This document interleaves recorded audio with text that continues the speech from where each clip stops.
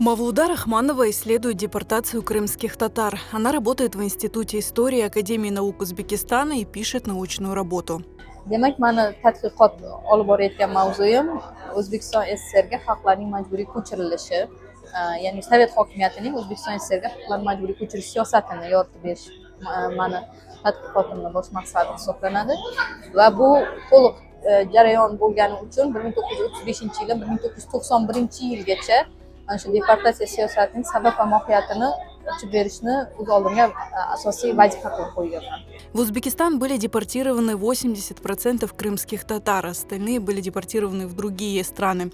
В ходе исследования Мавлуда Рахманова записала много интервью с депортированными, работала в архивах НКВД, Национальном архиве Узбекистана с документами, которые ранее были засекречены.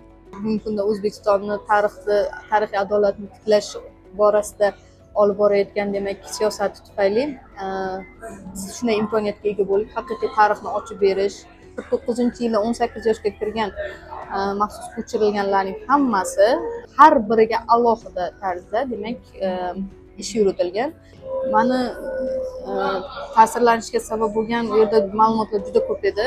Shulardan birini aytadigan bo'lsam, masalan, Musa Mamutning fojiasi, shuningdek boshqa Qrim tatar milliy harakati a'zolarining demak vatanga qaytish uchun qilgan harakatlari. Темой выселения Мавлуда Рахманова занялась неспроста. Это часть истории ее семьи. Ведь бабушка Мавлуды ханым Назлыхан Сейтумерова – крымская татарка. Meni buvim 1944-yili oila a'zolari bilan O'zbekistonga deportatsiya qilingan. Buvim Bog'chasaroy shahrida yashagan va uning onasi Turkiyadan kelin bo'lib o'sha Qrimga kelin bo'lib tushgan va farzandlar ko'rib, u yerda oilasi bilan yashayotgan vaqtida urush boshlangan va ular xotiralarida aytadiki, bir qaraganimizda Sovet askarlari bizni qishlog'imizda yurgan bo'lardi, bizni hududimizda. Bir qarasang, nemislar bostirib kelgan bo'ladi. Ya'ni qo'lma-qo'l o'tib yurgan vaqtlar edi, qiyin vaqtlar edi, ochlikda. Семья попала в поселок Койташ Галиаральского района Джизакской области Узбекистана.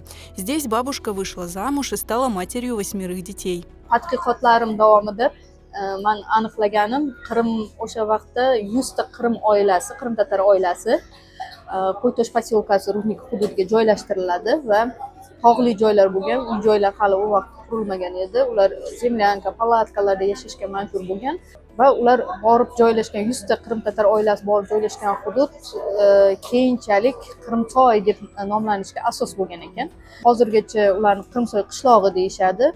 Мавлуда ханым никогда не видела бабушку, но много слышала о ней, о Крыме и о прошлом своей семьи от отца.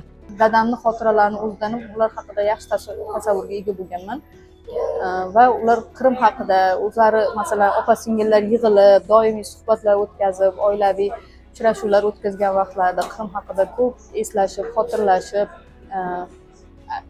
aytib bergan ekanlar suhbatlarida. В 90-е годы большинство крымских татар из поселка Койташ вернулись на родину, но несколько семей проживают в Крымсой до сих пор. Часть исследований Мавлуды Рахмановой связаны с возвращением народа в Крым. Ее мечта – посетить Бахчисарай и своими глазами увидеть родные края бабушки.